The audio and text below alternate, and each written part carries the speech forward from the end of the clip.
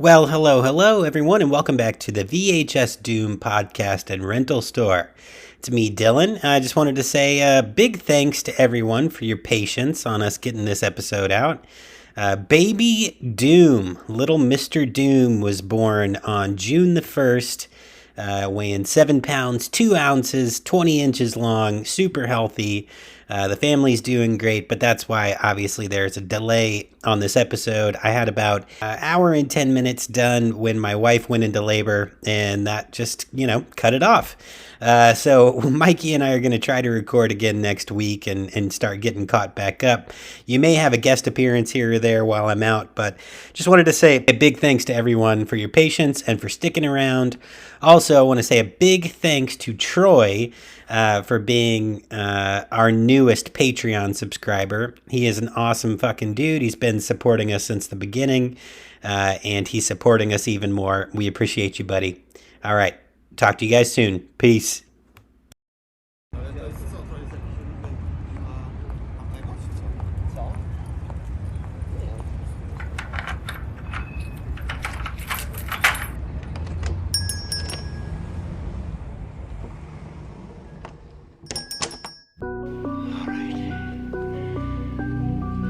Who wants some? Who's next? Huh? How about it? Who wants some? I am the devil, and I am here to do the devil's work. We all go a little mad sometimes.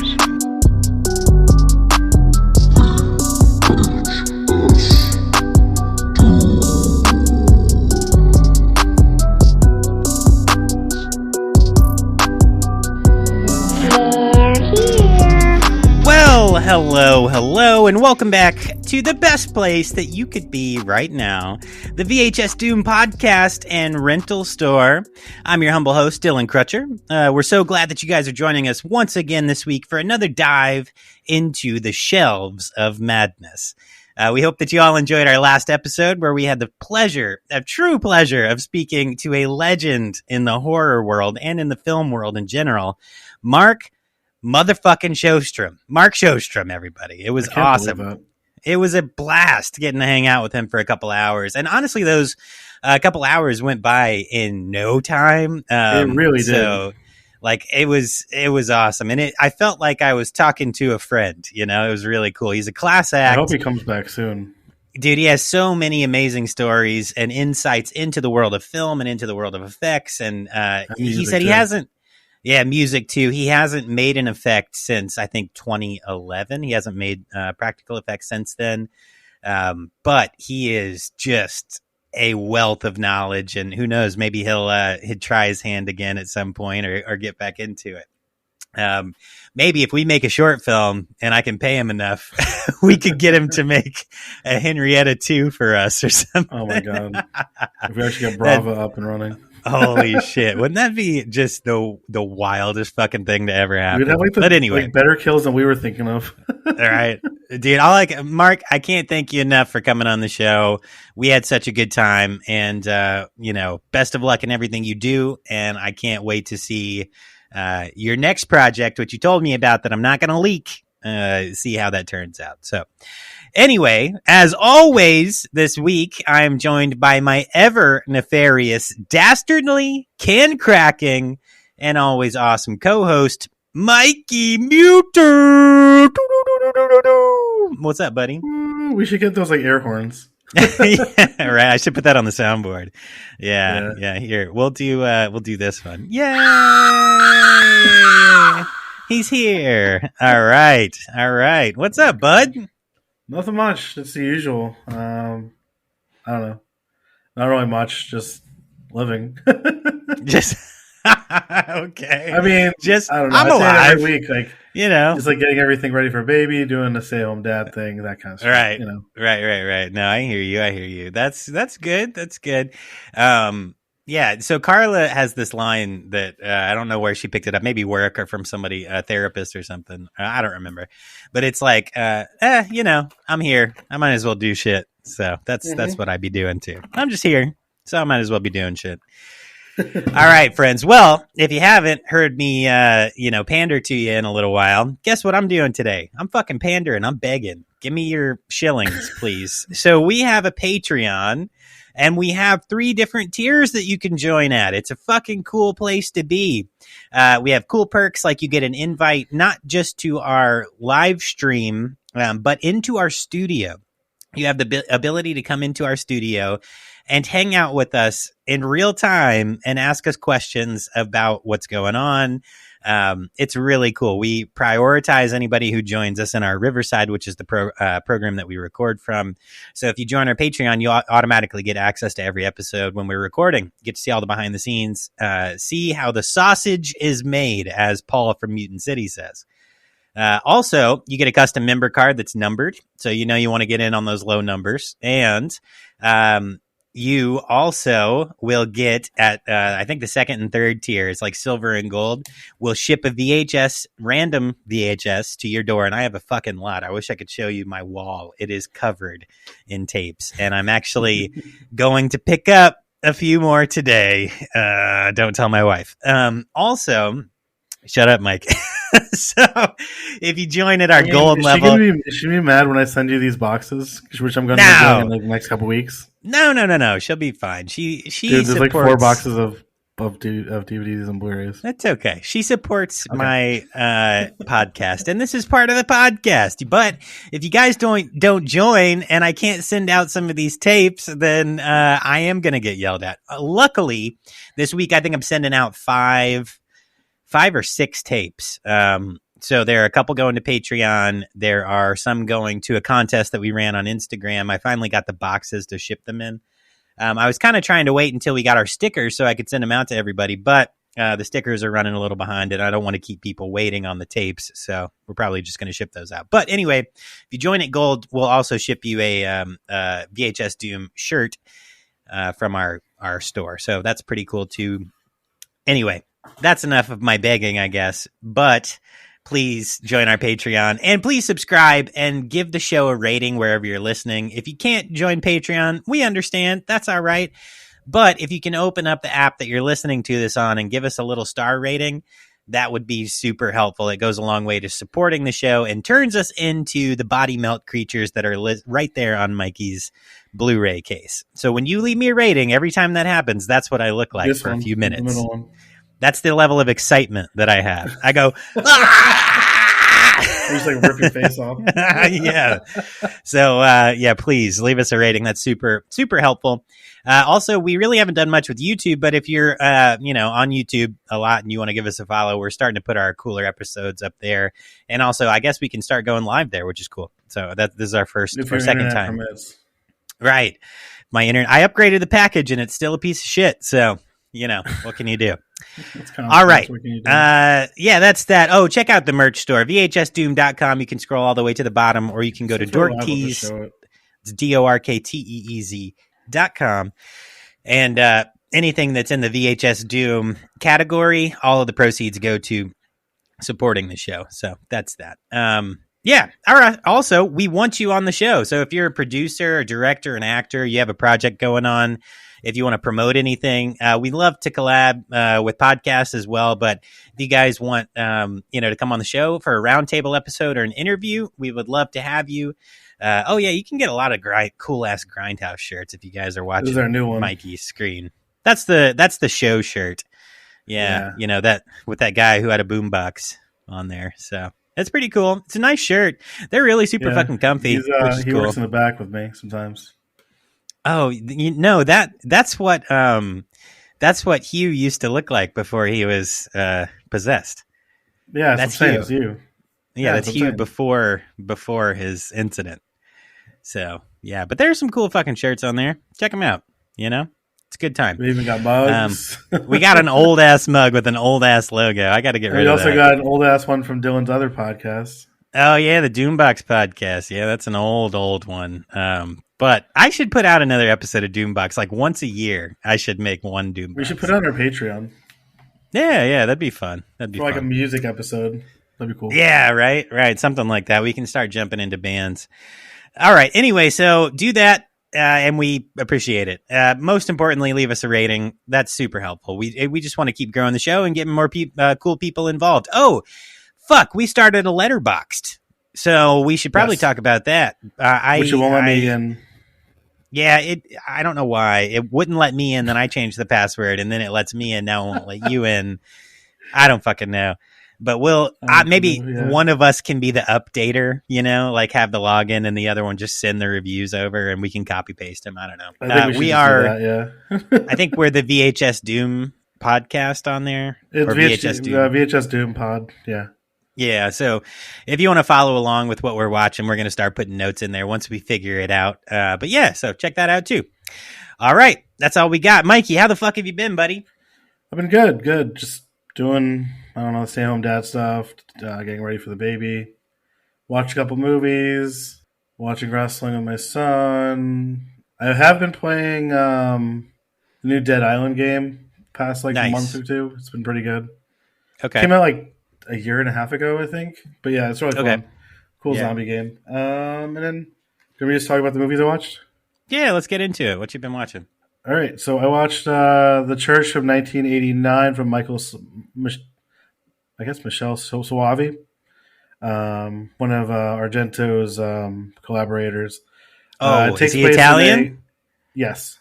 It's Michele Soavi. That's how you say that. He's the director of A Blade in the Dark, The Sect, Cemetery Man. He's also in The Demons as a character in the movie. I consider this the third Demons movie because the third Demons movie is terrible. Okay. An old Gothic cathedral built over a massive grave develops a strange power to trap numbers of people inside with ghosts from the 12th century committing a massacre. It's crazy. It's really good. And then I also watched a classic Vincent Price, Roger Corman movie since Roger Corman passed away, rest in peace. The Mask of the Red Death, one of my favorite Edgar Allan Poe books and movies. Yeah. All right. European prince terrorizes the local peasantry while using his castle as refuge against the Red Death plague that stalks his land. 1969, Mask of the Red Death. Nice. All right, good stuff. It's such a visually beautiful movie, I think. I saw it through the Vincent Price box set I have from Scream Factory. Oh, nice. Okay, cool. Mm-hmm. Yeah, I did a whole episode on Doombox about Vincent Price, really dived into his history. He was a very, very cool dude, and also had a recipe of how to cook fish in a top rack of a dishwasher. I was just going to say that. It still horrifies me to this day. Maybe one of the most horrifying things he ever did outside of his outside of his movies. And his rap feature on Thriller. Oh, yeah. Oh, fuck, yeah. Shit, man. Wow. What a cool fucking dude, He really is. Yeah, so what did I do? What did I watch? So work, I fucking worked, and that's my answer every fucking week. Just the same thing as you, right? So works a lot, and it's busy, and it's going well, but it's just a lot. So I don't have a ton of time to do much outside of that. I feel like I really... something. What? I'll talk about it after you're done. Sorry. No, start now. Don't even start right now. I went to a Death Metal concert. Okay. I got kicked in the chest and have bruised ribs. So you talked about that last week, actually. Did I? Oh yeah, because we recorded a couple days after. I forgot. And we did multiple episodes. Yeah, we've been doing a lot. I'm going to another one on Tuesday. Fuming Mouth and Tomb Sentinel. Okay. All right, cool. Probably died. So, you know what? I'll drop the work shit and I'll talk about some of the cool plans I have. So the things I'm doing for the podcast. 1, the theater thing, really cool. 2, it sold out immediately. But my wife was like, yeah, for your birthday, let's go to the on-site screening of the Mutilator 1 and 2 at the Oceana Motel. So I went to buy tickets and they were gone. Bullshit. But I had emailed Buddy and I was like, hey, maybe I'm going to see you. And he mentioned that they might be doing a second screening. So I am going to buy tickets to that for my birthday. And, all right, this is another one that's really cool. So I haven't talked a lot about this, but I have a short film planned that's the beginning of VHS Doom rental store. How we all came to be in the void together and make this show. Mike and Mikey know a little bit about it. But what I did this week, after we talked to Mark, I went and I looked up, and I still have, from when we did Brava, 2 giant pails of silicone, smooth-on silicone for for like body. Yeah. They're like the gallon buckets, because I was planning on making all of our own effects and stuff. So I went and I learned how to make a life cast with silicone. I'm going to get my wife to help me. This is after the baby comes. But I'm making this plan on doing a full head life cast of myself so I can get decapitated in this short film. That's Bro, awesome. I'm so fucking excited. I still have the hand. Yeah, hello. Wavity. Sammy loves to point to it and say, look, it's Daddy's hand. Right, exactly. It's a lot of fun, man. It's a lot of fun making that shit. So talking to Mark and Tom Devlin over the last couple weeks, I was really like, man, I really got to fucking start making some new stuff again. I got a creepy basement. If you want to come on. Yeah, right. So I'm going to get my wife to help me so I don't suffocate to death. And I was thinking about doing my own arm. So like, having my arm chopped off, and also like a whole arm all the way to the shoulder, and then also doing my head. So we might have some cool things coming on a little, VHS Doom short film, the history of, or something like that. But we'll see. We'll see what happens. Anyway, what did I watch? So this week I had time to watch two, which was surprising. I made time. It's hard being as busy as I fucking am, but I figured it out. So first, I had to watch a film by Roger Corman. Rest in peace. That was really sad news. He was 98, I believe, so it's not like it was a really long life. Surprising. That is a long life, and he did a lot of cool shit in his life. But the movie I decided to watch was a first watch for me that I'd never seen before, and it's called The Undead, and it's from 1957. It's a very cool film. For the time, it must have been trippy as shit, because the premise is that, a hypnotist, almost like he's a doctor of sorts, had gone to the Himalayan. I don't know where the fuck he went. I can't remember. Tibet, maybe? I don't remember. But he had learned how to hypnotize people into their past lives, essentially. And then he also was taught how to follow them through their own memories. So the movie opens up with the devil, and he's like, you're about to see a story of blah, blah, blah. And I'm like, wow, this is a weird thing to do in 1957. But it was filmed in a converted shopping, like a supermarket. Oh, okay, cool. Neat. They built sets in there. Sorry, I just looked up on IMDb because it sounded so familiar. Yeah, it was fun. It was a lot of fun. So the premise was trippy. Obviously, it's 1957, so like it's filled with like, this story is filled with witches and like little imps and stuff. And when they turn from like a witch into a cat, or like a witch into a bat, like it looks terrible, but it's fun. It's like fun. He did a lot of like camera trickery where people would disappear and reappear and stuff like that. So it was cool. Definitely worth a watch. And it was a well put together story, and also rest in peace, Roger Corman. It was fun to watch something that he himself directed. And then second was a piece of shit trash film that I watched. So from 2017 by Chuck Coney, Door One of the Five Doors to Hell. What I will say about this film is that it was shot on like a camcorder by some friends in their backyards of like North Carolina or South Carolina or something. And they know how bad it is, because they keep talking about how bad it is, and how like cliche everything is. But a VHS rental store, or like a movie rental store, they're handed a VHS because the shopkeeper is pissed at them, and he gives them like a cursed tape. They go home, they play it, and then they have to deal with all these like VHS killer scenarios, and they get picked off one by one until the very end, and it's done, right?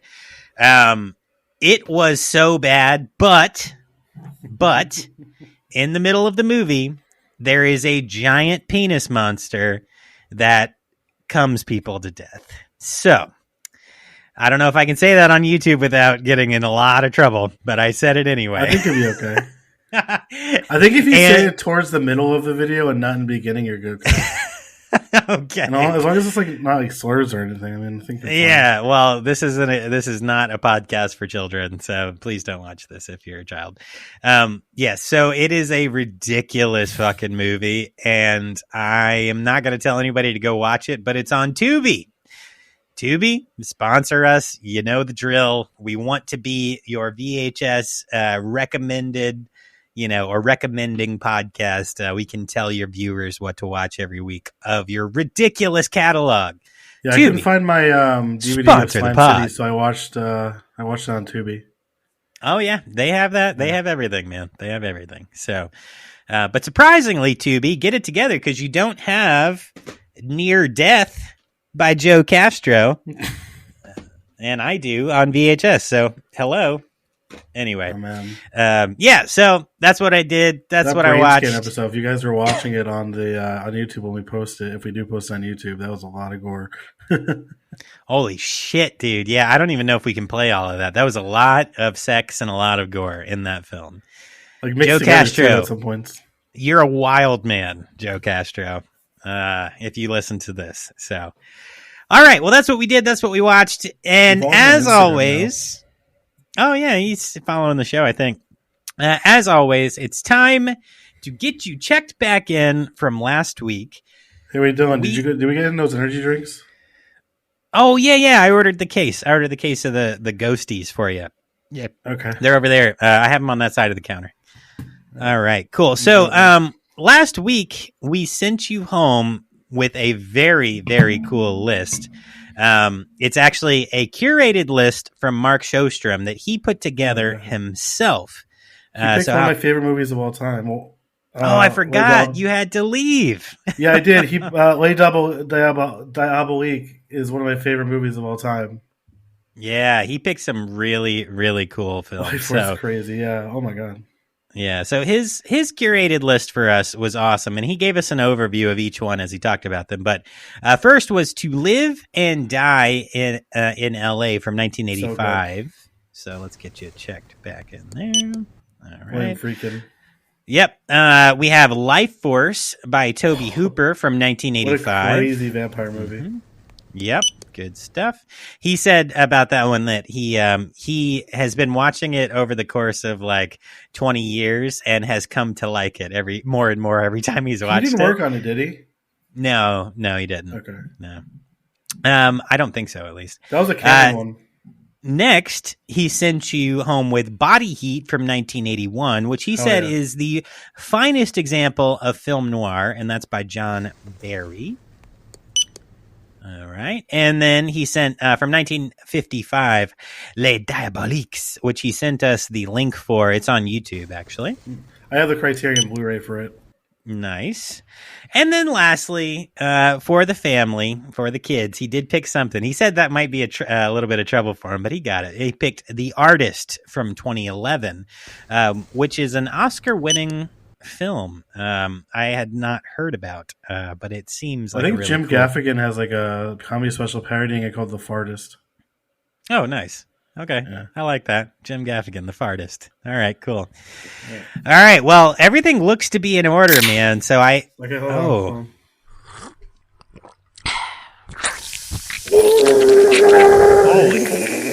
Holy shit. God damn. Wow. Oh my God. Mikey just melted all over the fucking counter. Just spit all over my computer. I bet you did. Holy shit. He's just a puddle of green slime. Oh my God. My evil plan has finally come together. Oh, God damn it. Always. Scabby always burps you back together, buddy. Whoa. Hey, Scab. What's up, buddy? How you doing, man? Fuck you, Daddy, too. Oh, come on. Listen, he cracks a can on me every single fucking week. I can't order some, like, Slime City monsters. What happened? Hey, what's up, buddy? Scabby was here for a second. Monsters? Wait, you did this on purpose?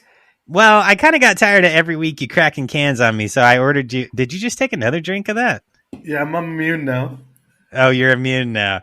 Yeah, so I ordered some some Slime City monsters just to fuck with you a little bit. Apparently, they have a few side effects, including a massive amounts of snot running out of your nose. And I turned into one of these guys, one of these Sour dripping, Patch Kids. Right, dripping from your ears, your bones spontaneously breaking, and then your face peeling off at the last second. So that was a very interesting crawling thing. Up the side of the sink too. What's weird is that every single one of those side effects happened to you instantaneously. So I feel like that's what that drink is designed to do. Yeah, you should put an explosion on the what's it called? It's a fucking face melter. Anyway, all right, dude. Post. Well, that was fun. I'm glad you're back. Thanks, Scab, for bringing him back. Yeah, that was kind me of this angry. week, but yeah, I mean, I'm playing some practical jokes. He can get over it. It happens sometimes. All right, it happens. Anyway, okay. Let's fucking get to it, man. So this week, friends, we got a little bit of a different setup for you. So typically we will run through, production notes and some deep dive facts about actors and producers and everything like that. There's not a lot about either of these films available, but what I decided we should do is that we should talk body horror. So we'll do a little bit of a dive into what is body horror. Some examples of body horror. I think the term was first coined in the 1980s, actually, but there are works running back in book form all the way. Mary Shelley, right? Lovecraft too, yeah, Lovecraft. So there are a lot of examples. He's after Mary Shelley. Yeah, he'd be after, but because Reanimator is a response to Frankenstein. Yeah. So we'll talk a little bit about the history of body horror and just kind of, some notes about that. And then we'll talk about the films themselves and just do a kind of a comparison, some of the themes that are similar between the two and what we liked about them. So yeah, that's it. So this week we're going to jump right in. Let's go ahead. We're going to press play on a quick little double feature preview session. So press play now. Press play.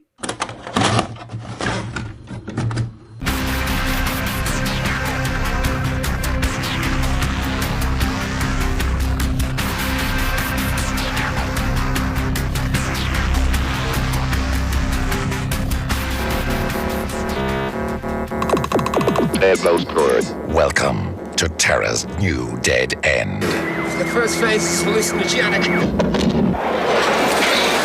The second phase is glandular. The third phase is...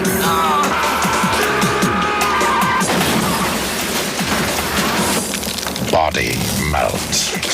He was one healthy dude. Unnaturally healthy. Now I'm talking new drugs here, right? I'm talking 90s, man. Cognition enhancers. Designed to take your mind into new intra-phenomenological dimensions. In Sleepy Pebbles Court, something deadly is happening. All Matthews, target number 1. One by one. Nubo family. They're dying. Now Cistern and Dinner Organ too. Be prepared.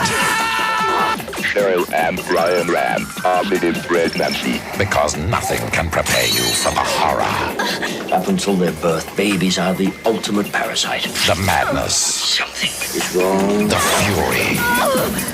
What is this? A new age of human potential has dawned. Body melt. Pray they don't visit your street. Done any good drugs, Wade?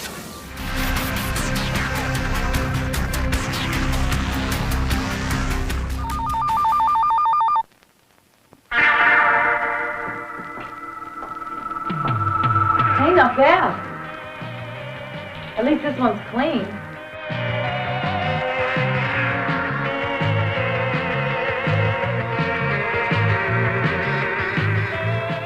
What are you talking about? I had to kill him or the slime would have consumed me. And I enjoyed it.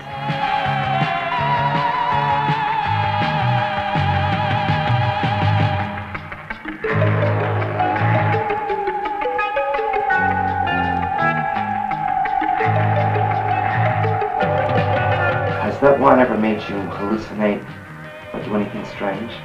Sure. All the time. That's what's so great about it.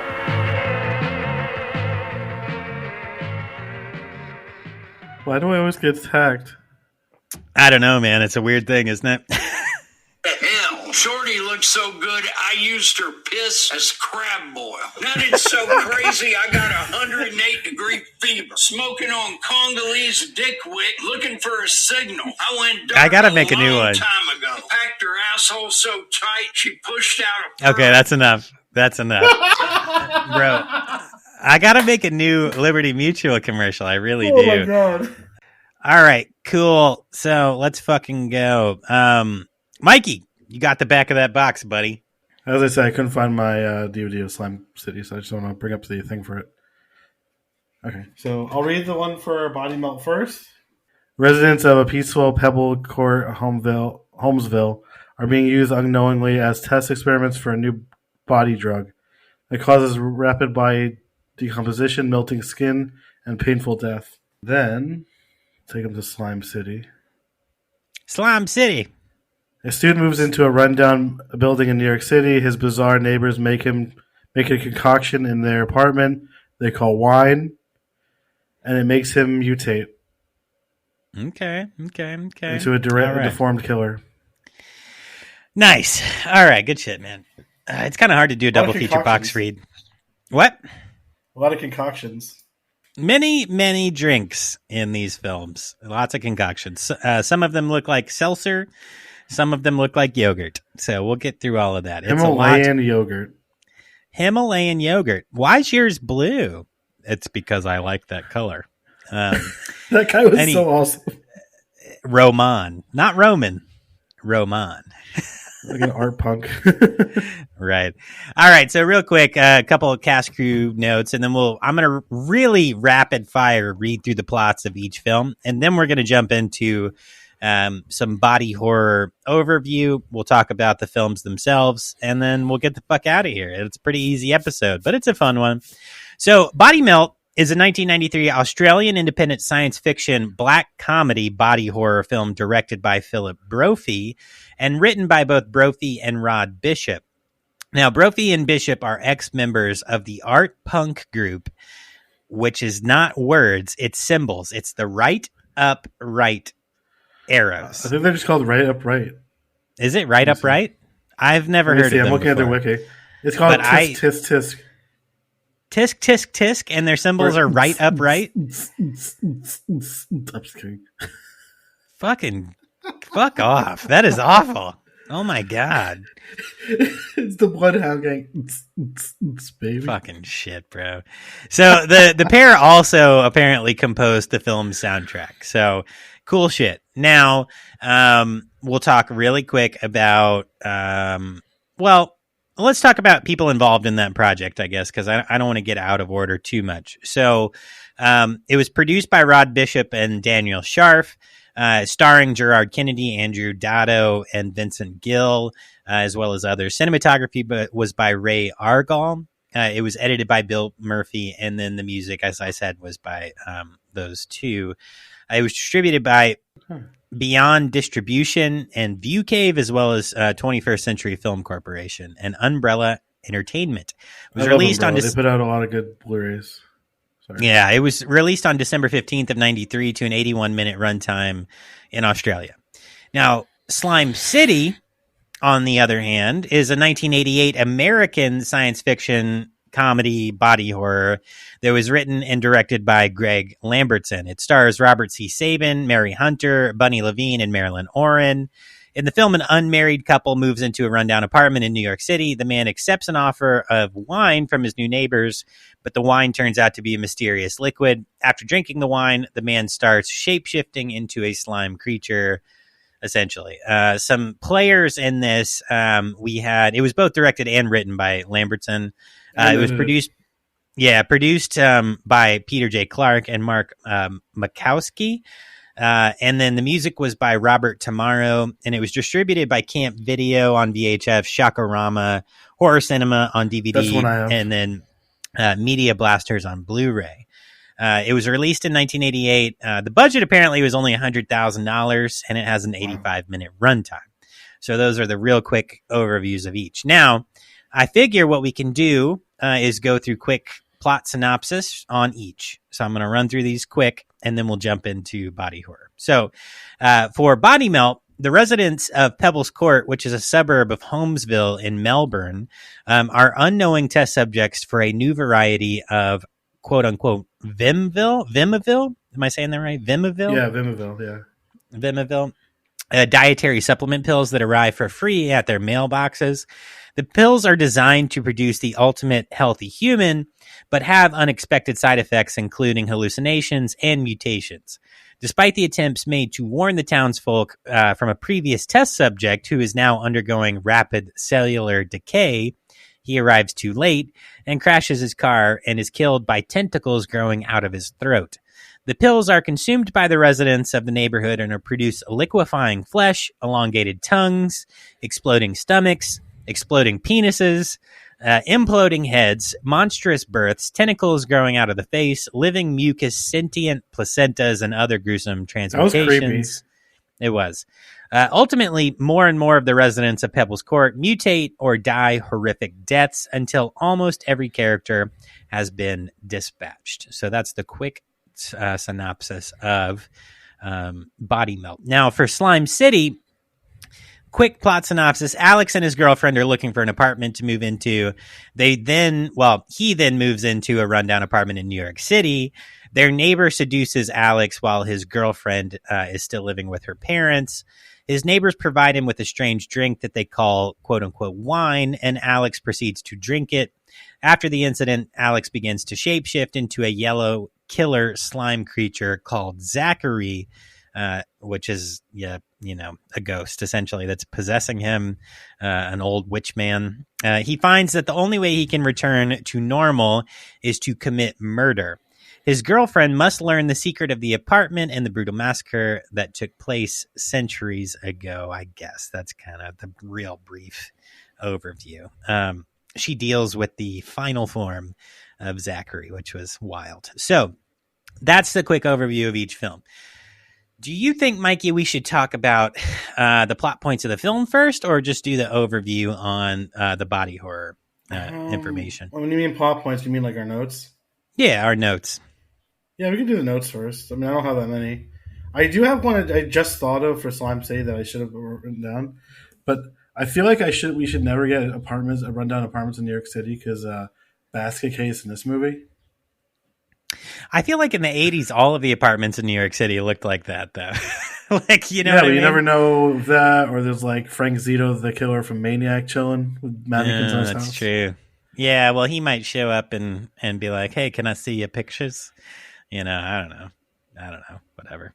Anyway, yeah, don't trust people. Never mind. Don't trust people in 1980s New York. You sounded like old First Greg of for all, a second. Can I see your pictures? Now I'm gonna stab you and take you. I'm gonna take your hair. Oh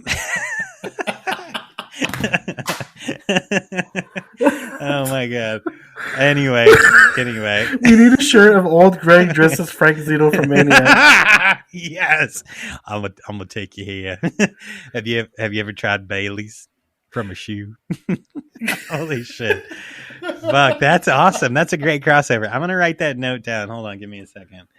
All right. So fuck. Yeah, so New York, seedy New York, and then also it's the settings are two very classic horror settings, right? So the Outback and seedy New York, so that's fun. That was cool. Yeah, why don't you jump in? Let's kind of focus in on Body Melt first, and then we can talk Slime City. All right, so my first note I have is one of the kids is named Gino Argento. Oh, yes, I did hear that one. Yeah. Yeah, I thought that was cool. I was wondering why the coroner took too long to pick up the body. I think that coroner was pretty fucking cool. Yeah, he was like a tie-dye shirt wearing, happy face, smiley face on his flaps in the you need some more aspirin. Yeah, he was pretty cool. I could see him eating a sandwich off of a body, Totally. Mm-hmm. Do you have any notes for that one? Because I can keep going. Oh, go ahead. Yeah, go ahead. I said, what the fuck are those gas station inbreds? Oh, dude, yeah, for sure. Yeah, And then I was there too on that. It became like Hills of Eyes for a second. It did, right? I was kind of confused about where they were going. So they started in this lab, like this really quote unquote advanced lab where they had these like wild computer graphics that were showing the neighborhood, like a video game kind of thing. So, and then this dude gets injected by his girlfriend, and then she's just laying around naked, and then she calls, and he's like, "Oh yeah, I gave him a lethal dose. He's gonna die." He burns his ID, and then drives off, and then goes and he starts drinking detergent. I didn't quite understand that, so I guess maybe he was trying to counteract the effects. I think he of was the drug, but it wasn't like it was taken. And the corner store guy thought orally. He was on meth. Right, so the drugs weren't taken orally; they were injected into him. So he's still drinking detergent for what? Like lining his stomach of sorts. It burns through his throat pretty quickly. It did, right? So I don't really know what that was all about. It was wild though. I just put Australians are fucking wild, and these hallucinations are wild. There was a lot going on. Oh, I have one for the hallucinations. I just put she took his rib, but in my head I was like, she took his rib. She took his rib. That was a little later on, but in the beginning, when he was seeing like that old woman at the airport, and then he's seeing that woman in his own house, she was fucking creepy, bro. That was a creepy fucking face. Yep. Or when he was like eating at the diner or the airport or whatever. Yeah. So that was that was a quote. Sorry. Yeah, go ahead. I had a quote of breakfast, lunch, or yeah. No, yeah. So once we get out to the old, to the backwoods bumpkins, I had the same note. LMAO, these gas station inbreds. What the fuck is this? And then, we got breakfast, lunch, and tea. Stupid. Yeah. So they're kind of jumping back and forth between the guy who was the first one to drink his like green seltzer water. Who's at the airport, and then he's at his work, and then he's at home, and then they're jumping back and forth between that and the two kids who are out at this like random ass gas station in the middle of nowhere. I mean, once you figure out who the character is, it's not really random at that point. Yeah, but it is at first, because like, why would they stop there? So what is the how coincidental is it that these two kids who are from the block, stop at the same fucking a guy who's involved in the whole fucking thing? You know what I mean? They were supposed to be going to that place to donate sperm. Right. Yes, they were. That's where they were headed to. And they happened to stop at the one place where this dude who had been involved in the whole project, but then got out, or like you tested it on himself, ended up. It was just weird. Keep it in the family. Bro, when they ate that fucking kangaroo's adrenal gland and then went and like started running like fools, I was like, what the fuck are Australians? And then I did say that the stumpy inbred looks like Samwise Gamgee a little bit. I thought he looked like Luther the Geek. I think one of them did, but the littler one kind of looked a little bit like what's his face that played Sam? What's that dude's name? Sean Ashton. Fuck. Sean Astin. Yes. The one who played Rudy. Right. Yeah. He kind of looked a little bit similar. So, anyway. He played Rudy and Rudy. Spermatosa algrosso. Did you catch that line? So, all right, Tubi. I watched this on Tubi, and they did not have subtitles available, and Australians are hard as shit to understand sometimes. But I did catch that one of the two teenage guys. Why? Don't do that. I just opened my phone for a second and it went off. I'm sorry. Okay. That was you talking. So, yeah, I know it was. Don't do that. It bothers me. So, so one of the two dudes is talking to the old farmer, like inbred farmer guy, and he's like, "Oh, do you have family back in Melbourne?" The old farmer guy asked, and the kid's like, "Yeah, I'm Italian. Spermatosa algrossa." Like, I guess they're just saying they fuck a lot, and so there's a lot of siblings. I don't fucking know. It was weird. It was a weird line. And then that has to be the worst fucking kangaroo death that's ever been filmed. It's like a puppet or like a doll, and so it goes from like standing, and then they shoot it, and it goes like, it just falls like immediate, like a fucking stuffed animal. I don't know. It's bad. And I just said, what a weird fucking movie, man. Oh, the cannibals. That makes sense. When she starts trying to eat him and she's like stabbing him to death after they're fucking in the little shed. And then the dad says like, girl, I told you to keep it in the family. I'm like, what the fuck? Holy shit, bro. All right. What else you got? Okay. So next I have the effects in this movie are amazing. Mm-hmm. Then I went to She Took His Rib. Yeah. The belly rubbing. Wasn't that weird? Yeah, it was. She was just like really rubbing his belly. She was like massaging the rib out of his stomach. Right. Yeah. And then when it goes to the pregnant woman, oh my God. Like she just randomly pulls out a stethoscope to listen to her belly. Yeah. Some people do that, I guess. I didn't know that was a thing. I was confused by that. I said, why does she have a stethoscope? LOL. Yeah. Then I said the placenta ran away. Yeah. And then the birth scene was crazy. Yeah.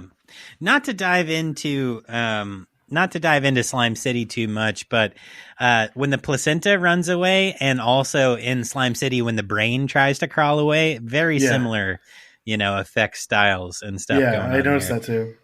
Yeah, so last note from like the scene where the two kids are out at the gas station, when one of them is like walking through their house and he finds a room and there's a legit porn playing, like you're seeing balls and butts. Oh yeah, he was trying to sit on the chair and then all of a sudden there's a woman in there. Yeah, grandma's fucking watching porn, bro. That was gross as shit. And I just said this movie is like all over the fucking place with that. So and then so they go to the morgue where they have the first dead body that they're analyzing that has like the tentacles and everything coming out of it, and they do a full-on penis shot on the dead body. The dude's just laying there, not covered at all. They're like, we're just going to show off this guy's penis. Penis. He had multiples. And then I said, fuck, trippy mailbox. So now this dude, the second guy, like the first one to drink the drink on the cul-de-sac, is starting to really trip hard. He goes and he looks into his mailbox, and then he has this wild sequence of like hallucinations. And then, he has one of the hallucinations pull out his rib. She's collecting them ribs. I did find it funny. So the doctor who's checking in on all these people in the cul-de-sac is checking on the pregnant woman, and he makes the statement, the human baby is the ultimate parasite. I just thought that was really funny because it's true. That's a true statement. It is a parasite, or like, you're the host if you're growing one. So why is her assistant so jacked with such a high voice? I said. So once you get back right to the original location, like the what is it? It's not a lab. Vermiville. It's kind of like a it's kind of built on like a nuclear plant. They said right, but it's supposed to be like it's supposed to be like a health spa. A spa. That's it. Yeah, it's supposed to be a spa. So when that family shows up, I had to know about that one part.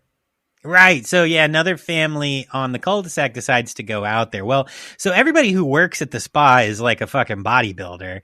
And they're just jacked as shit, but they all have these like really high voices. So they're like, "Hey boss, can I get another set of pills, please?" And it just threw me off. I was like, what the fuck is happening here? So now they're jumping back and forth between this like health spa and the pregnant woman. So that's kind of how this film goes. It's weird. It picks like two subjects, and it just goes back and forth between the two subjects, which kind of made, They never looked. They looked for Brandon after he went his rollerblading. No, nobody ever did. He's the only one who had a natural death, right? Yeah, he kind of just like, oh my god, it was crazy. He fell, smacked the ground. Yeah, he fell hard and cracked his head open. So he didn't actually die in a way that was like the film. A compound fracture of the face. It was weird. Yeah, that was not a part of the film, but they did. I do have a line for when he's talking to his sister, though. Oh, what's that? I think she says to him, "Fuck off, wiener dick." Wiener dick. All right. Fuck off, wiener dick. That sounds Australian to me. Then I said the rollerblading scene is so 90s. It is. It is. I had that too. I had 90s rollerblading for the win or loss after he died. Yeah. Uh-huh. Oh my god! And then those sex scenes are very ridiculous between like the Jack guy and the other girl. Yeah, that was like, that was back pretty exploded, weird. And then Bo's dick explodes. Yep. The other dude's dick explodes. So, so now they're jumping back and forth between this pregnant woman and what's going on with her, and then they're jumping back to the spa and then back again. So the pregnant woman, like, her plight really did hit close to home because my wife is big pregnant, like almost done. You know what I mean? So when she's going through all this, I was like, holy shit. Like, I watched this a couple months ago and I forgot about the whole pregnancy thing, and it kind of got to me too. Yeah. So she's like about to stab her own stomach to get this thing out of her. And then her husband comes home and tries to stop her, but then he is transformed into a mutant monster or whatever. And then the thing jumps out of her and then it slithers away. It's fucking wild. That was a wild sequence. And pretty traumatizing to watch with a big pregnant wife. The whole placenta thing creeped me out the most, though. Yeah, that was bad. That was really bad. And so my next note after that, because they jump back to the spa, is why are there so many bodybuilders?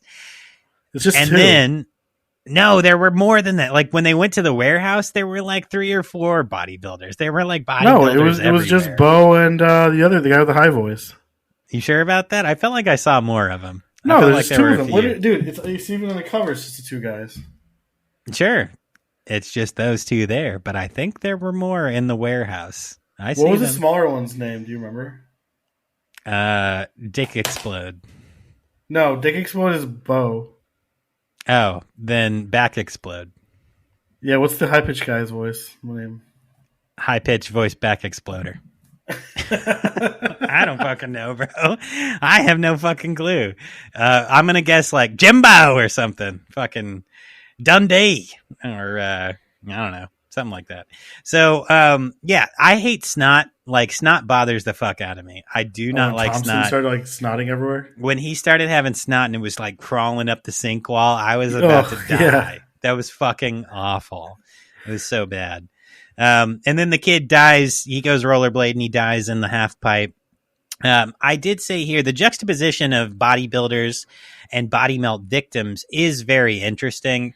I think that body horror is a thing because people are uncomfortable with the way they look sometimes. And then when you see things on an exaggerated level, you start to be even more uncomfortable.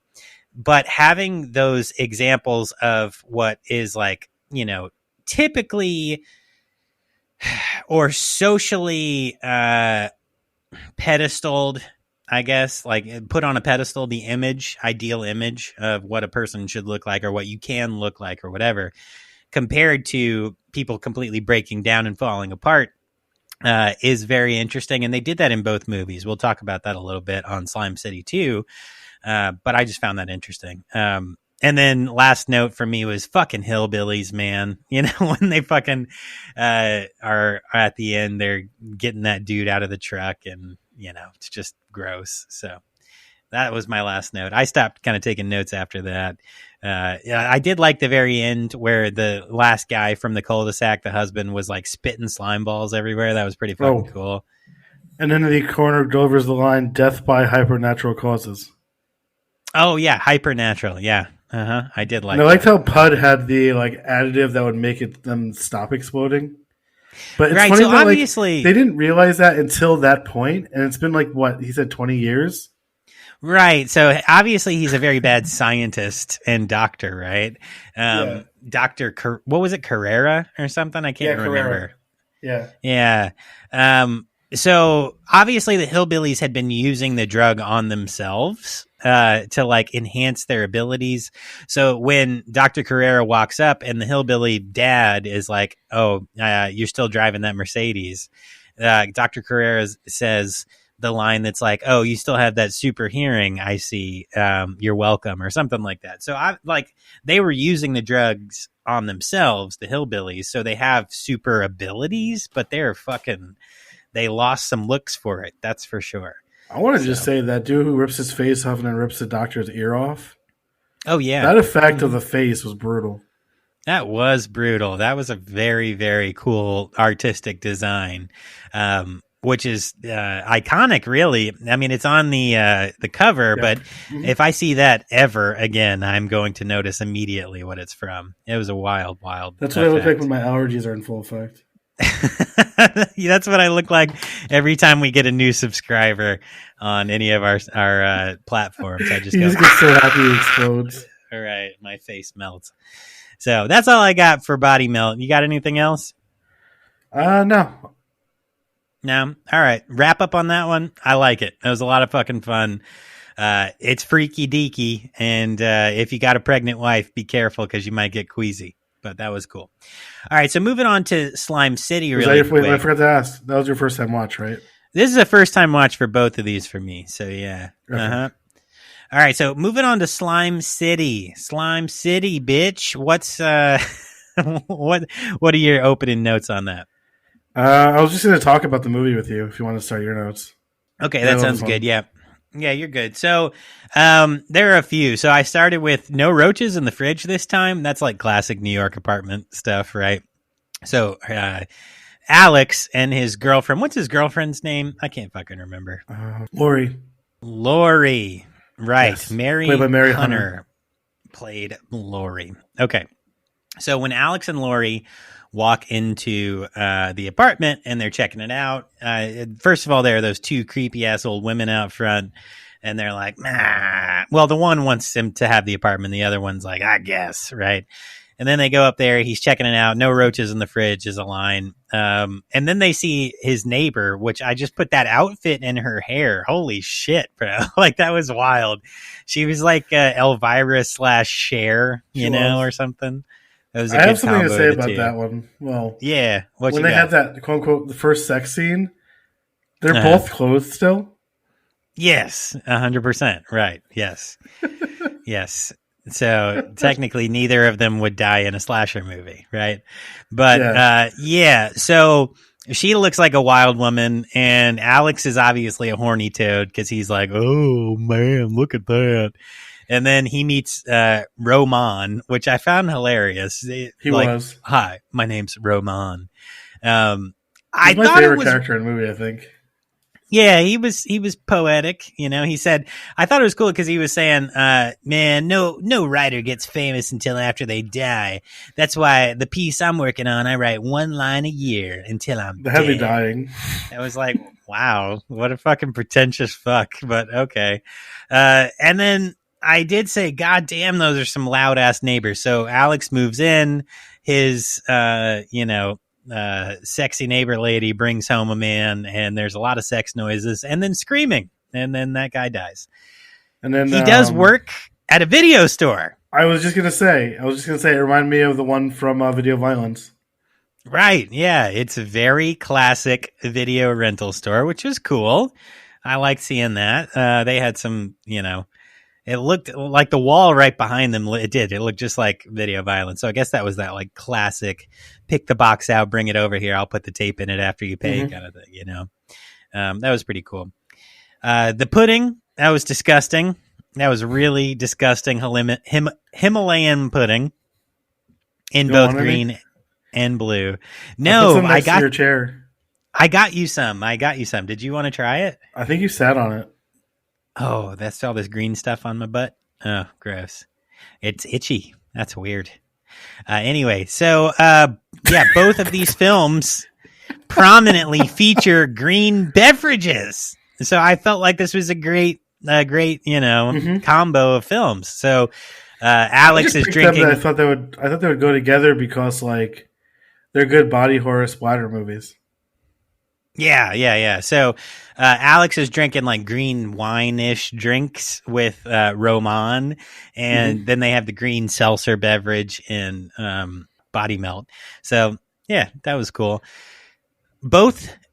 he's going into the lair. So when his neighbor comes back and invites him over into her apartment, bro, her apartment is disgusting. Like, it is weird. So every doorway has all those like stakes pointed out of them, and then like she's got like black spider webs everywhere, and she does like that dance. One dresser, and she doesn't have a bed. She has like a carpet on the floor she sleeps on, I think. That was weird. It was dingy and it was weird. And then he has a black and white fever dream after they have sex. So I think he goes and he meets Zachary. That was it, Zachary. Yeah, Zachary. So yeah, he goes and he meets Zachary in his dream. I said, ew, he's slimy, gross. So he wakes up in his own bed and he's covered in slime. Mm-hmm. Yeah, so his sheets are covered in slime. Like, it's all over his bed. I was thinking in my dream. Right, his entire body wet dream. It was so good, it's everywhere. So I said that this and yellow and green. He has a disease. This must have been an interesting makeup process, and also think about how much of a pain in the ass it would be for the actors to get slimed and unslimed a million times a day. Like, holy shit, I could not deal with that, bro. I could not deal with that. I couldn't do it. The creepy witch lady, in the park, that was random. She's like a fortune teller, and she's trying to tell, the girlfriend, like, hey, there's something wrong going on in your life. But that was just kind of a weird thing that they threw in. I didn't think it actually lent anything to the movie. You know the black and white scene? Yeah. Uh-huh. So that reminded me of Ingmar Bergman's The Seventh Seal. Okay. Yeah, I could see that. Where the guy, it looked just like it, honestly. Like, he even had, what's his name? Crap, he just passed away. Max Sandow's character, too. Like, it looked like him, how he was dressed. Yeah. I could see that. Definitely, I could see that. So, Zachary, Alex goes into the basement, and what's weird to me is that both of the landladies at different points admit that they're involved in this, and he just has no like care at all. It's just very weird. It's like a nonchalant thing. I feel like once he drank it, he's not himself anymore, so he doesn't really care. Maybe that's the truth. Maybe that's why they're just all I feel like super he's slowly calm. Becoming Zachary, though. I mean, like, he's like doing all these things. The only way he can like stop it is like killing, so he doesn't really have a say. Yeah, you're right. I think once he starts the process, like, his hair starts to turn gray slowly throughout the rest of the movie. You know what I mean? So you can see. Nobody really talked about that, honestly. I know, wasn't that weird? I did put that in a note. I was like that. I said, I like that Alex's hair is graying with his condition. It's a subtle body horror, which is actually a real horror for some people, aging, right? But why doesn't his girlfriend ever say anything about it? Like, why are you turning gray so quickly? Like, that would be telling. Zachary's recipe and his flesh control book are shown to Alex by one of the landladies in the basement. She was just like, yeah, here it is. That was weird. Never go into a basement in the Northeast. I'm sorry, guys. Nah, just stay out of those. So the landladies are wild. My next note is really super simple, and I'm going to see if you recognize it. Slimy taters. That sounds familiar. Does slimy taters mean anything to you from this film? Slimy taters. It really stuck with me. What is it? When he's at dinner with his girlfriend and her parents, and they're eating, and he starts to drip slime off of his head, it goes right into his fucking mashed potatoes. Ew! It was so gross. I mean, people don't. I don't know. I guess. And then he stirred it. That was the worst part. He didn't just immediately get up. He stirred them up. Okay. He stirred them. Oh my god! That reminds me of the pudding from Dead Alive. Holy fuck! When they eat the popped gross like pus. Holy shit! From the mother, yeah. Fuck, that was disgusting. Yeah, he didn't eat it. If he would have taken a bite, I would have been on a different level of grossed out. But he stirred it up, and that was enough for me. So he starts to wrap himself in his bandage. So my next note was like, what the fuck is this mask that Alex is wearing? They didn't talk about it. I like when those guys. No, go ahead. When those guys were jumping him, they called him the Invisible Man. I started dying. That was funny. That was funny on a couple levels, right? Because they did call him the Invisible Man. They stabbed him, and then one of their arms was eaten off by his stomach. And then yeah, that was so the cool. friends abandoned that dude, but then they ran back and got their boombox and then left again. I was like, what? Yeah. No loyalty. But also, that's terrifying. I guess it cost more for a boombox in 1980. What was it, 87? That was a huge fucking boombox. It was massive. This came out in 87. Yeah, right? that was like the size of a fucking suitcase, man. So, okay, so he's wearing his mask or his bandage. He's bandaged himself up. He picks up a prostitute. What kind of prostitute would go into that slimy fuck's house? Like, you see him leaking everywhere. Like, what are you about to have? And she looks at his band-aid and says she wants him to take him off. Right? Like, he's literally oozing. What are you gonna touch that? No, nobody's touching that. No self-respecting and he pulled out his straight razor and goes all burnt with crystal point. Which was funny because she had no reaction to getting cut at all. She just said the first time. Yeah, she said, "Hey man," but she has a giant slash all the way down the middle of her face, and she's like, "Hey man, why'd you do that?" And I was like, no, this is not how people react to being slashed. You scream, something. This movie was like a fever dream, honestly. It was fucking weird, man. It was weird. So Alex then learns from his neighbor, which I can't remember her name and I don't even care, but learns from his neighbor that he's possessed. He's transforming into Zachary. She used to be someone else, but now she is also Linda Holt, I think her name was. Right. So now she is possessed and shares a body with this dead person, whatever. Viral lookalike. Right. So Alex goes to leave and he's like, I'm out of here, bitch. And she's like, Alex, wait. I'm out of here, bitch. Yeah. So she's like, Alex, wait. And he says, why? So a Satanist who died 30 years ago can take over my body while I fuck you? No, thanks. And I just thought, I was like, okay, I'm going to write that line down. I thought it was funny. He done lost control at this point. He lost his girlfriend, because he, got mad that she snuck into his house. Yeah, well, she didn't even sneak in because he gave her a key, right? But so he kicked her out. Yeah. And then she finds that bloody razor. Right. She is seeing that things... And all the bandages, too. That things are Why weird. Why do you keep the bandages? So he could reuse them, I guess? I don't know. But he had a whole thing of clean bandages right next to it. Maybe for sentimental value? I don't fucking know. Remember she picks up the Band-Aids? Yeah, I do. Right next to it? Yeah. Or the wrap? Yeah. Yeah, and the gloves, the nasty-ass gloves or whatever. Mm-hmm. Yeah, I remember. I thought it was funny. The detective, he looked like... Dr. Hill from The Reanimator. He looked like David Gale. Kind of. Yeah, you're right. I thought it was him for a second. I could see that. Yeah. No, that they did look similar. So, yeah. So there was another point that came right after this. First of all, I'm going to say they love showing off his neighbor's body. Like she's wearing, just panties at this point and a bra top or some shit. And she has that dance she scene. Starts to do a dance scene, right? So I said similar to the bodybuilders and Body Melt, there's a juxtaposition of perfection and horror side by side because he's Do you think that melting. Dance was a copy of Night of the Demons? It might have. Remember when Angela does that dance? Yeah, no, I remember Angela's dance. Absolutely.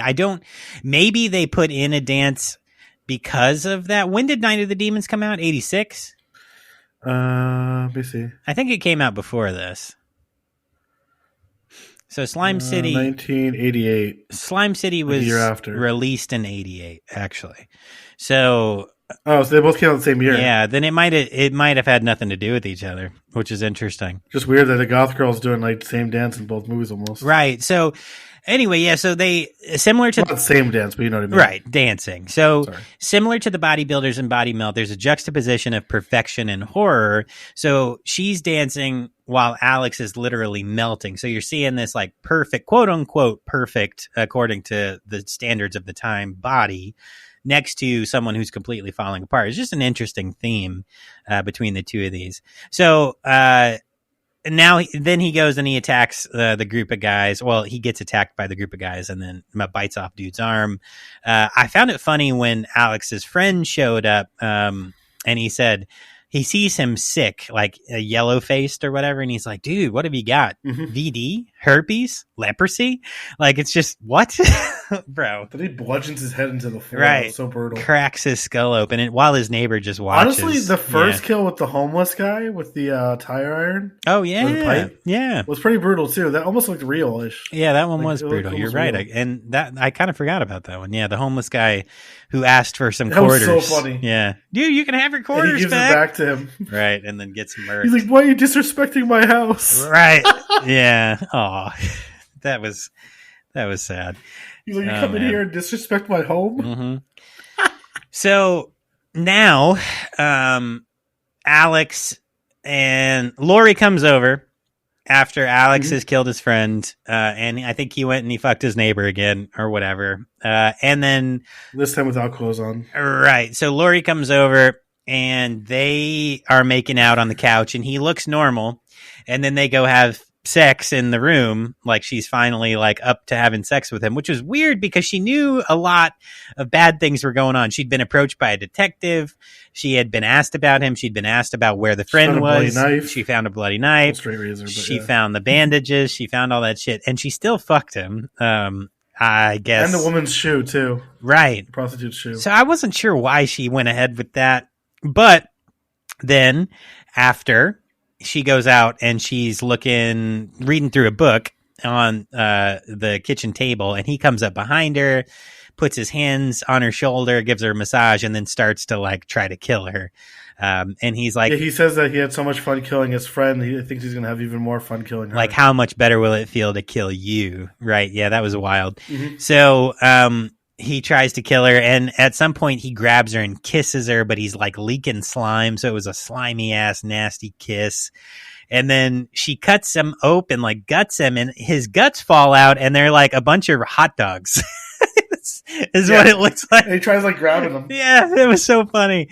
It was like, just, you know, like you think about intestines from like newer horror movies and they look like intestines. What they did with this was like hot dogs and like mush. It was pretty funny. This is like $100,000 budget. I mean, in 1988, that's like 87 million or something. I don't know. Anyway. So yeah, Now it's $3. I don't fucking know. Don't math me, bro. So yeah, then his torso turns into a killer torso with teeth and tries to bite her, which was I love funny. Like, they were really making some wild turns in this. And she literally had to wrap it up. She had to dissect that man to fucking actually kill him. She had to cut his brain up into pieces, stab him through the head, and then the brain came out, and then chop up when the she brain. cuts his head off, that's like one of my favorite scenes in the movie. That was cool. It's always been one of my favorite scenes in the movie. Like when his head's on the floor, kind of twisting back and forth. With like the yellow slime. Yeah, that was cool. But then she cuts it open and it breaks it and brain comes out. I don't know who keeps meat cleavers like that, though. Have you ever had a meat cleaver? No, I've had chef knives before. That's the closest to it I've had. Yeah, I have a nice chef knife at home, but I've never needed a meat cleaver. I've never purchased a meat cleaver. But like, I feel like in a lot of horror movies, people just be having meat cleavers. I don't know. Anyway. I don't know. He likes the meats. I like them meats and I need to cleave them.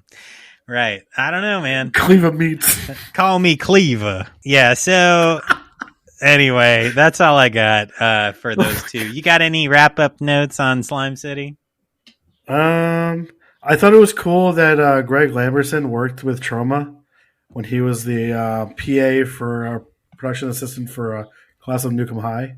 Yeah, that is cool. That is cool. One of my favorite movies of all time. Yeah. This is one of my favorite horror movies from the 80s. It may be really low budget, but it's one of my favorites. I think it's up there with even like the Trauma stuff too, honestly. Yeah, to be honest, if you it's like, what is scary to you, right? So like, if you're a fan of being scared by like, you know, jump scares or ghosts or, you know, being like, you know, that kind of thing, this movie's not going to do much for you. If you find gross things to really freak you out, these two movies, like, that's where it's at, man. This is gross ass shit. When these bodies fall apart. I feel like we should have done a triple feature and had Street Trash also. We'll circle back to Street Trash. I want to do that on its own. I was about to watch actually the sequel to this one, and the director of that is actually in the sequel of this. Oh yeah? Okay. Yeah. Interesting. How about that? Yeah, it's good, man. It's this if bodily fluids freak you out, man, this is the place to be for sure when it comes to horror. It's not, like I said, snot bothers the fuck out of me. If somebody, snot rockets, I'm going to throw up. Wait, I was wrong. Why. The writer of Street Trash is in that movie. My bad. Is in Slime City Massacre. Oh, okay. All right, yeah. So anyway, that's it. Good stuff. So let's talk a little bit about body horror. So we're going to do a quick little overview on what body horror is and kind of some examples of it throughout history and in film and what the characteristics are. Because I just thought it would be a cool thing to talk about since there aren't many behind-the-scenes notes on these films. So body horror or biological horror is a subgenre of horror fiction that intentionally showcases grotesque or psychologically disturbing violations of the human body or to any other creature. These violations may manifest through aberrant sex, mutations, mutilation, zombification, gratuitous violence, disease, or unnatural movements of the body. Body horror was a description originally applied to an emerging subgenre of North American films, but has roots in early Gothic literature and has expanded to include other media types. According to the film scholar Linda Williams, body horror falls into one of three gross genres or genres of excess, which also includes pornography and melodrama. Interesting. I didn't know they grouped them together. Williams writes that the success of these body genres is often measured by the degree to which the audience sensation mimics what is seen on the screen. For example, an audience may experience feelings of terror through horror, sympathy through melodrama, or sexual arousal through pornography. Body horror specifically focuses on the limits and transformative capabilities of the human body itself.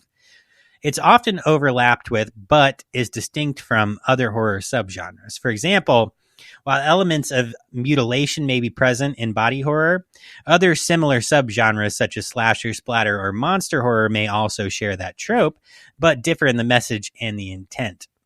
A common difference in the body horror genre is that violations or distortions of the body are rarely the result of immediate or initial violence. Instead, they are generally marked by a loss of conscious control over the body through mutation, disease, or other tropes involving uncontrolled transformation. The genre can invoke intense feelings of physical and psychological disgust and play upon anxieties of physical vulnerability. In addition to common tropes used within the broader horror genre, some tropes specific to the body horror subgenre may include invasion, contagion, mutation, transformation, disease, mutilation, or other unnatural or violent distortions of the human body. Body horror films such as Crimes of the Future and Titan. Have you seen Titan? Titan. I haven't seen Titan yet. I haven't seen that either. I guess Cronenberg did Crimes of the Future. Yeah. I guess they've been likened to erotic horror. So interesting. So some history notes on body horror. That term was first used by Philip Brophy in his 1983 article, Horality, the Textuality of the Contemporary Horror Film. Wait, that's the director of Body Melt. Philip Brophy? Oh, what is it? Yeah, it is. Oh, interesting.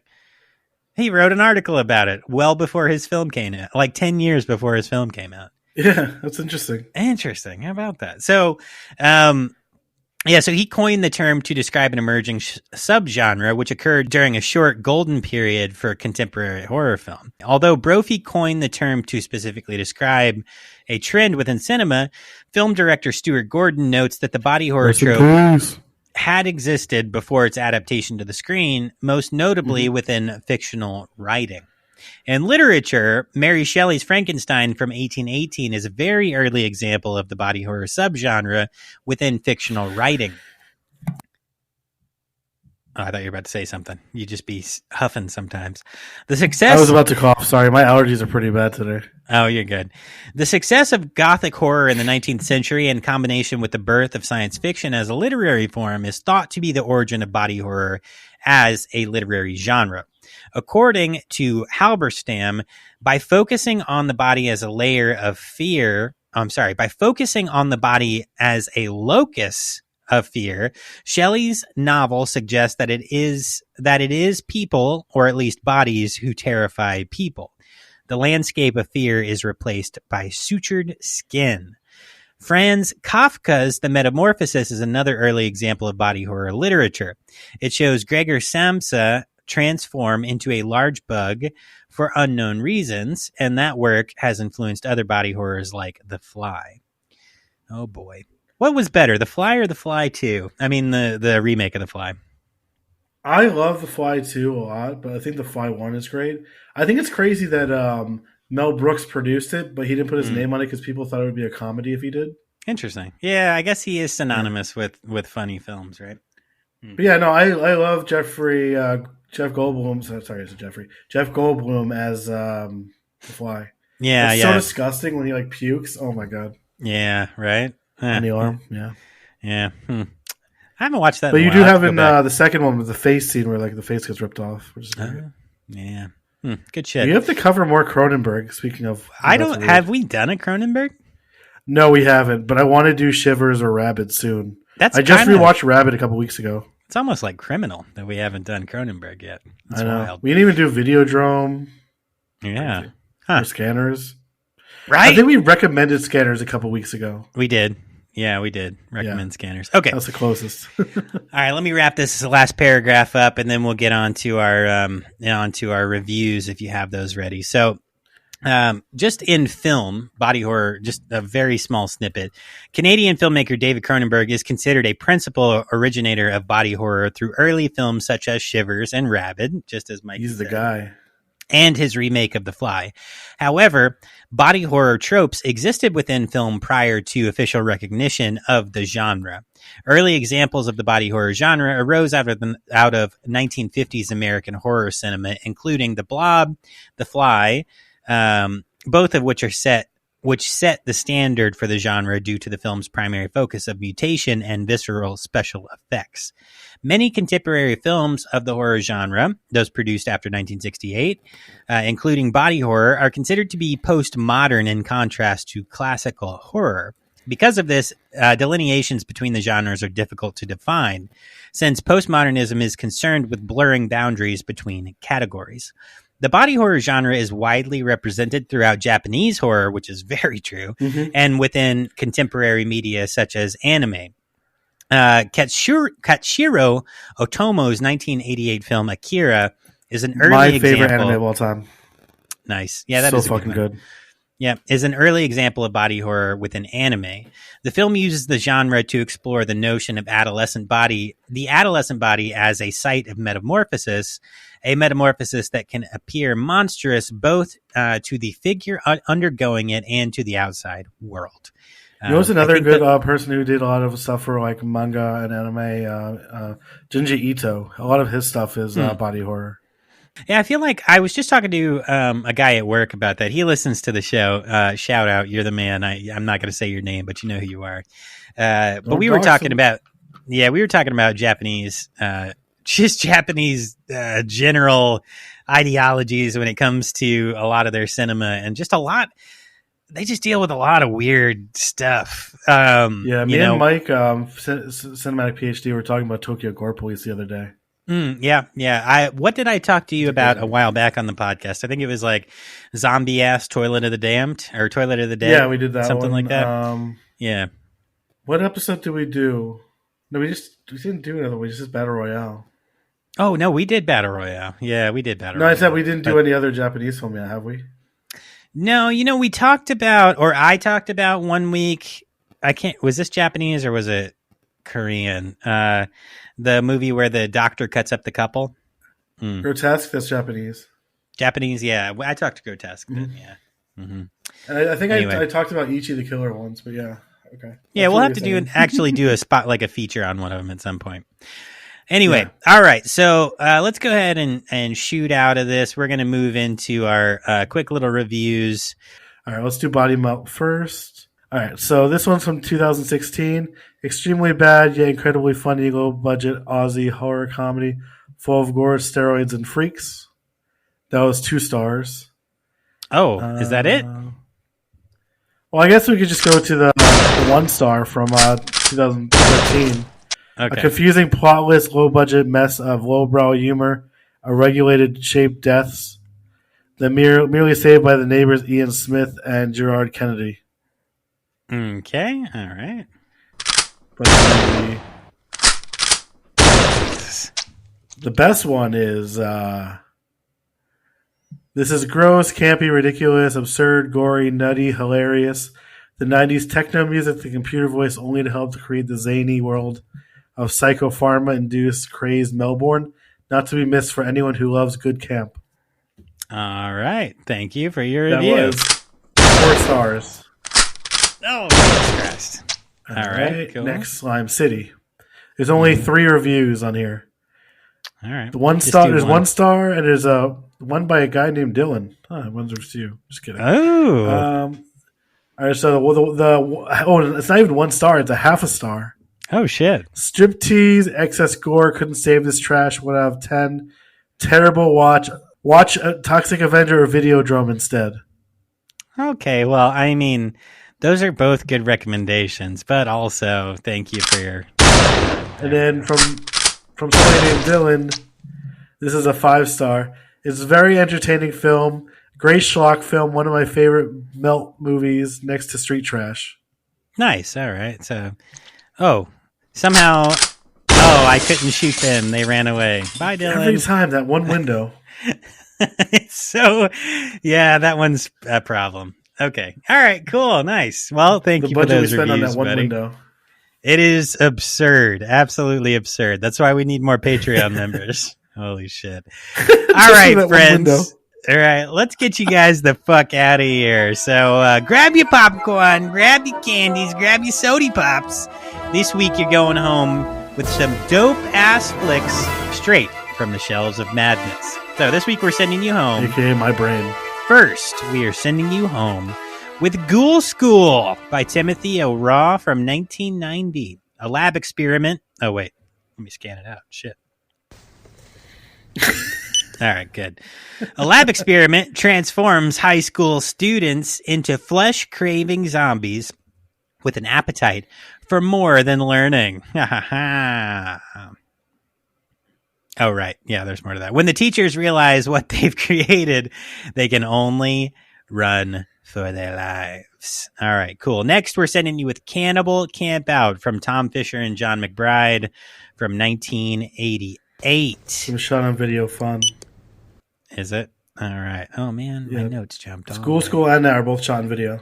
Okay, foolhardy campers, John McBride and Amy, played by John McBride and Amy Klodzinski, wind up on the menu at a backwoods cannibal feast. Very nice.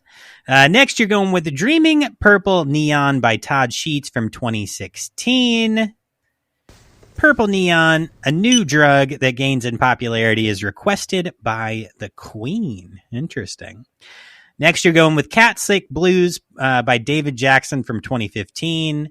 A devastated man believes that the only way to resurrect his dead cat is to take the lives of 9 humans. He dons a vicious claw and mask to begin his work. Wow. And lastly, for the kids and the family, we're sending you home with Monsters, Inc. from 2001. Monsters Incorporated is the largest scare factory in the monster world, and James P. Sullivan, played by John Goodman, is one of its top scarers. Sullivan is a huge, intimidating monster with blue fur, large purple spots, and horns. His scare assistant and best friend and roommate is Mike Wazowski, played by the ever-awesome Billy Crystal. A green, opinionated, feisty little one-eyed monster. Wow, they wrote that.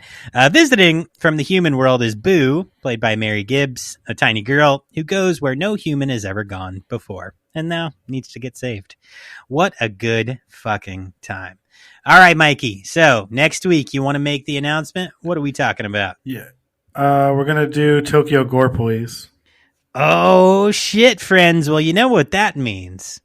That means we're going to be doing our first ever Patreon only. With the star of the audition episode as the main star in this one. Because that might just be a little too dark for our regular platform. So, If you want to hear our deep dive into the Tokyo Gore Police, you best go join our Patreon at any level. Then you guys can listen in and check out that episode next week. All right, Mike, who you shouting out this week, buddy? Doom Generation Podcast, Dissect That Film Podcast, The Movie Dumpster, and Film We Trust Podcast, who wants to do a show with us probably in like 2 months from now. Nice. And my wife, Katie, and my son, Sammy. Nice. Awesome. Good shit, man. So this week is pretty much the same for me as always, too. I'm shouted out the Bearded Villain 83. Mike, you're the man. Don't forget it. Thank you for all the cool shit you always keep making us. The dudes over at Mutant City Horror, we appreciate you guys, and we're excited about everything that you're doing over there. Also, I'd like to shout out our good friends at the Doom Generation Podcast. Mikey already did a shout out, but I'm really enjoying listening to their stuff. This past week, they put out an episode on 16 Candles. That was a lot of fucking fun. Go check that out over there. One of my favorite movies, honestly. Yeah. People might not know that, but that's one of my favorites. Oh, yeah? No, I feel like I knew that. But, hey, people on this podcast probably don't. Go check them out. They're very cool, and they have an awesome show. And who else? Oh, Alfonso. Bro, I got stickers ordered. They're coming, man, and I got a sticker with your name on it. We're going to get one over to you right away. I love what he called us on Instagram on our latest post. Oh, what was it again? You are like an extensive library containing a lot of hidden films. Ah, yes. Well, we are a video store, so we try to make sure we're always stocked and ready for y'all. But that's it, friends. So don't forget, come on the podcast. If you have a project that you want to promote, shoot us an email at vhsdoom@gmail.com if you want to contact us. Twerk till it fucking hurts. Beep till you creep. Pickle them ricks. You had one more shout out. Did I? Rick Pickle? Oh, Rick Pickle is on there too? Damn it, I didn't shout out Rick Pickle. Fuck. He's our new district manager we hired. We don't know. No, we're not opening another store hired yet. Somebody last week. You stop hiring people. You don't have that. We have two more stores in other universes. I'm gonna change your access in the back office computer. You're not gonna be able to do that anymore. All right, twerk till it fucking hurts. You know all that shit. God damn it, Mikey. Let me do the fucking outro. Fuck up. All right, peace. We'll see you guys next time. Son of a fucking god. Love you guys. Fucking goddamn shit. Fucking son of a.